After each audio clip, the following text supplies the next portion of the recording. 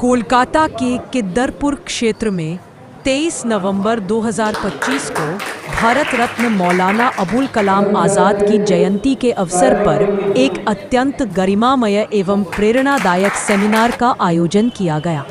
यह कार्यक्रम मौलाना आज़ाद फाउंडेशन किद्दरपुर एवं मौलाना अबुल कलाम आज़ाद एशियाई अध्ययन संस्थान भारत सरकार संस्कृति मंत्रालय के संयुक्त तत्वावधान में संपन्न हुआ। मुख्य अतिथि जनाब अहमद हसन, पूर्व सांसद एवं अध्यक्ष पश्चिम बंगाल राज्य अल्पसंख्यक आयोग, मोहतरमा हुस्नारा सलीम, मौलाना अबुल कलाम आज़ाद की भतीजी की पुत्रवधू ग्रैंड नीस डॉक्टर फरहीना रहमान, शोध छात्रा, मौलाना अबुल कलाम आज़ाद एशियाई अध्ययन संस्थान कोलकाता, अध्यक्षता जनाब अनवर प्रेमी, संस्थापक सचिव sir Syed group of schools Kolkata. कार्यक्रम का संचालन, कार्यक्रम की शुरुआत मौलाना आज़ाद फाउंडेशन किद्दरपुर के अध्यक्ष एडवोकेट अबू नसीर साहब ने सभी अतिथियों एवं उपस्थित जनों का स्वागत किया तथा मौलाना आज़ाद के जीवन दर्शन पर संक्षिप्त प्रकाश डाला।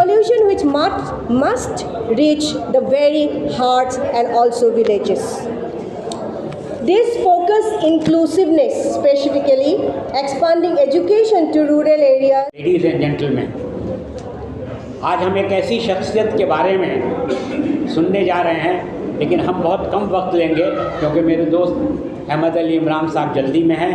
वो एक जर्नलिस्ट हैं और वो भी बहुत जिम्मेदारी भी है उनके ऊपर, जल्दी चले जाएंगे। तो हम 10 मिनट में अपनी बात ख़त्म करेंगे। आज के जलसे का मौजू जो है भारत रत्न मौलाना अबुल कलाम आज़ाद, और मैंने चुना है मौजू एक इस्लामिक स्कॉलर के हिसाब से उनका क्या कंट्रीब्यूशन है हिंदुस्तान में। उनकी परवरिश जो हुई इस्लामी माहौल में हुई, सूफ़ी ख़ानदान में हुई, इसलिए मज़हब का असर बहुत ज़्यादा था। लेकिन जैसे जैसे वो बड़े होते गए उनके अंदर मज़हब की तलाश शुरू हुई कि मज़हब के रूट्स को जाने। तो मौलाना आज़ाद ने मज़हब के रूट्स, उसकी जड़ को तलाश करना शुरू किया कि मज़हब आखिर इंसान को क्या सिखाता है। मज़हब का एक पार्ट जो है वो रिचुअल्स, नमाज पढ़ना, रोज़ा रखना, ये सब तो मज़हब के रिचुअल्स हैं, अरकान हैं। लेकिन मज़हब की रूह, the spirit, the philosophy of Islam, उसको जानने की उन्होंने कोशिश की। दूसरी चीज़ उन्होंने की कि इंसान पर इंसान की हुकूमत नहीं चलेगी। Man should not govern man should be govern by ideology, और वो आइडियोलॉजी क्या इस्लाम है, जिसको मौलाना मौदूदी ने बाद में बहुत अच्छे ढंग से बताया, इकामत दीन, मजहब नहीं दीन को कायम करना, क्योंकि अल्लाह के ज़मीन पर अल्लाह की हुकूमत होनी चाहिए। अल्लाह बनाने वाला है इस दुनिया को, तो इस दुनिया में हुकूमत किसकी होनी चाहिए? अल्लाह ताला की होनी चाहिए। इसको उन्होंने पकड़ा और इसी से उन्होंने निकाला कि आज़ादी हमारा मजहबी राइट है। माई रिलीजियस राइट इज डेमोक्रेसी।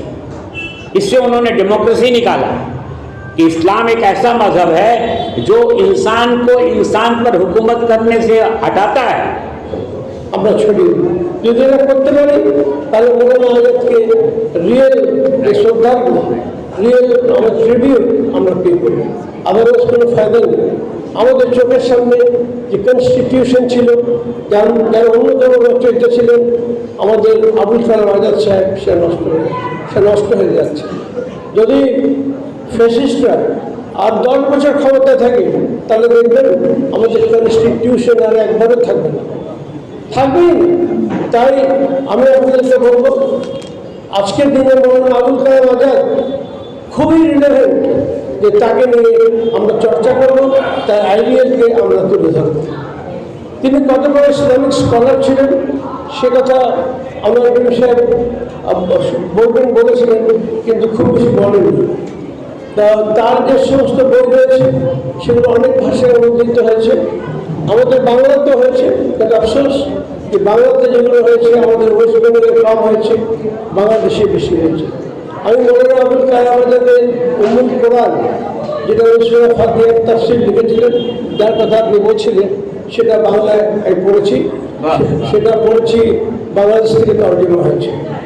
তো অনেক তার শেষ নেই, এত বলি আপনি গুগলে যাবেন দেখতে পাবেন কত বই রয়েছে। कि उस दरमियान मौलाना साहब 89B कॉलेज स्ट्रीट में अपने ससुराल में रहते थे, बिकॉज उनकी शादी 11 साल में हुई है।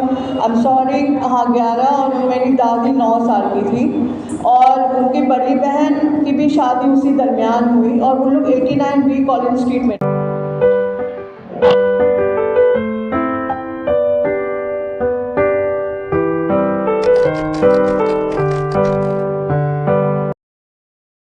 সেকুলারিজমের খুব বড় বার্তা দিতেন সবসময়।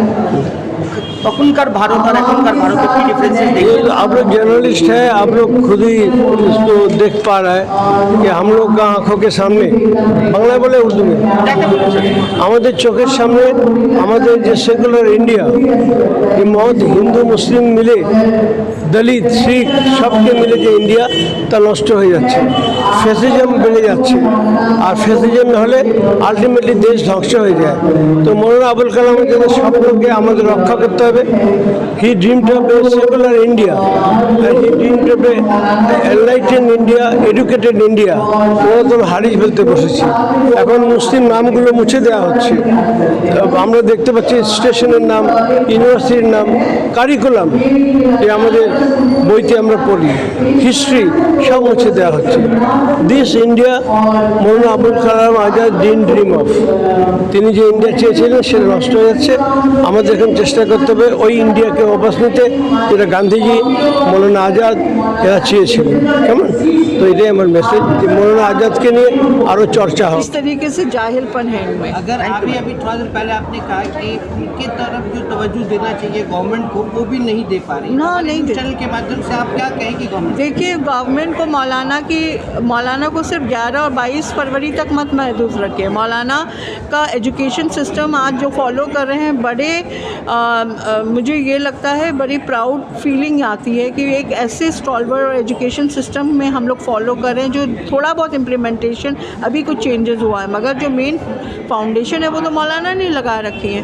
और हर दिन हमारा एजुकेशन डे होना चाहिए। मौलाना से कहाँ किताब है, मौलाना के ऊपर में कहाँ है सिलेबस से मौलाना की किताबें सारी चीज़ें हटा दी हैं।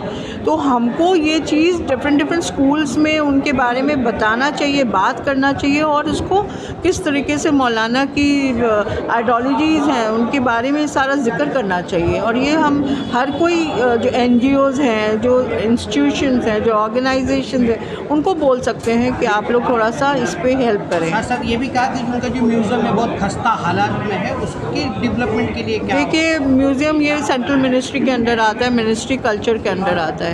अब अगर आप उनको बोलेंगे तो वो कहते हैं ऊपर से कोई आया नहीं है, ऊपर से कुछ हो नहीं रहा है, फंड्स के एलोकेशन नहीं हो रहे हैं।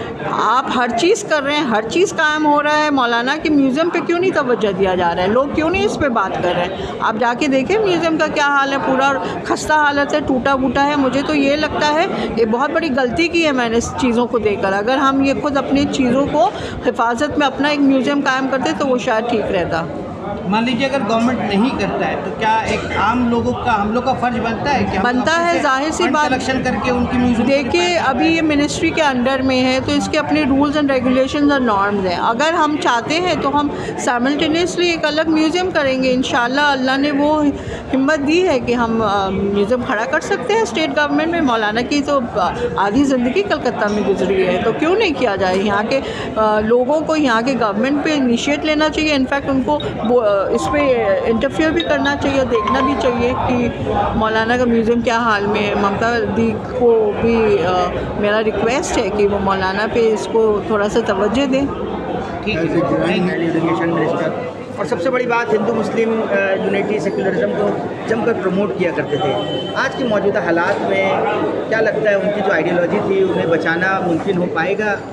आपने इसको बचाने के लिए सबसे पहला कदम जो उठाना है, मुसलमानों को उठाना है। हम इसकी तवक्को नहीं करते हैं कि इस हिंदुस्तान में सेकुलर माइंडेड जो गैर मुस्लिम हैं वो मौलाना को प्रमोट करेंगे। मौलाना को प्रमोट अगर करना है तो हमारी मुस्लिम कम्युनिटी, हमारे मुस्लिम लीडर, हमारे मुस्लिम मुआशरा, इसको प्रमोट करना होगा। आज रविंद्रनाथ टैगोर के एक खिलाफ बोलने से पूरी बंगाली कम्युनिटी एक हो जाती है, लेकिन आज मौलाना के बारे में कोई जिक्र नहीं होता है। इसके लिए हम इसका प्रोटेस्ट भी नहीं करते हैं।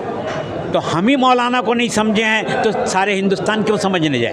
और फिर आज की हुकूमत तो मौलाना जैसे लोगों को बिल्कुल साइड करना चाहती है, नाम चेंज करना चाहते हैं। वो तो बिल्कुल मौलाना का नाम ही से उनको लेकिन अभी तक मौलाना पर उन्होंने हमला नहीं किया है, लेकिन मौलाना को वो लोग किसी तरह नहीं चाहते हैं कि उनका नाम आए। तो भैया, घर से चैरिटी बिगिंस एट होम।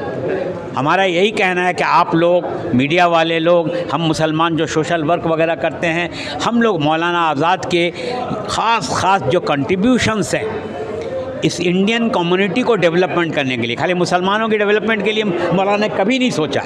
मुसलमानों ने हिंदुस्तान की तरक्की के लिए सोचा, जिसमें मुसलमान भी हैं, गैर मुस्लिम भी हैं। मौलाना के इस पैगाम को आम करना है कि he was a true secular, और जैसे हम दूसरे लोगों की बात को फैलाते हैं, हम लोग फैलाएं। हमने जो सजेशन दिया है कि तमाम स्टूडेंट्स को एक बुकलेट करके दिया जाए ताकि वो जानें।